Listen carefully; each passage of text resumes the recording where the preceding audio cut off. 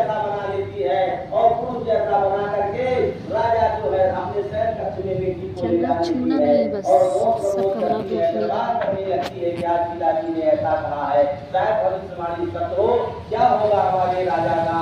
और इसी तरह नींद आ जाती है, दोनों माँ और बेटी उसी बिस्तर पर सो जाती है। अब इधर सर्प जब चलता है प्रचंड वेग से, जगह जगह पर दिया, वीणा उससे सुनाई दी, उदय जो है बड़े बड़े पुष्पों का रस उत्पादन करने लगा और चकमक पत्थर आदि से वह जो है देखते देखते लेट हो जाता है। और राजा के भगवान तो बनाए बना बेटा, हम ही लोग का बना उसके प्राण पखेरु हो गए, सर्दी मृत्यु हो जाती है और राजा बच जाते हैं।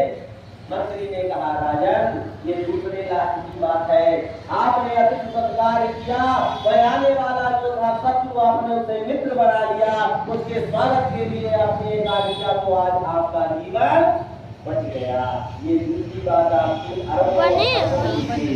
राजा बड़े प्रसन्न हुए और राजा जो है क्या हाल अपनी रानी को बताने जाते हैं।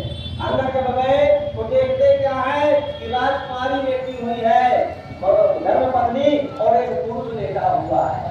वो विस्मित हो गए कि मैंने ही कहा था कि बेटी का श्रृंगार करना, पुरुष बनाना, और वह ऐसा देख करके मन में सोचते हैं कि लगता है कि मुझे मारने के लिए ही तैयार थी, सोच रही थी कि मर जाए तो मैं पर पुरुष कर लूं। और इसी समय राजा तलवार निकाल लेते हैं कि मैं इसकी हत्या कर दूंगा। कैसे उन्हें तीसरा बात याद आ गई इस ब्राह्मण की। क्या कहा था ब्राह्मण ने? क्रोध नहीं करना चाहिए। तलवार को अंदर ध्यान से रखा, आवाज की तो माता और बेटी दोनों खड़ी होती है। सजल हृदय हो गया राजा का। राजा जान गया कि हर बात 1 लाख की होती है, अमल हम नहीं करते, इसलिए वह हमें फलदायक नहीं होता। माँ भी बच गई, बेटी भी बच गई, राजा भी बच गए और संसार के सारे सुखों का भोग भोगते हुए अंत में सब वैकुंठ धाम की गति को गए। यह कथा यह कह रही है बंधुओं कि हर बात 1 लाख की होती है, हम कितना अमल करते हैं वह हमारे ऊपर है। तो हमें भगवान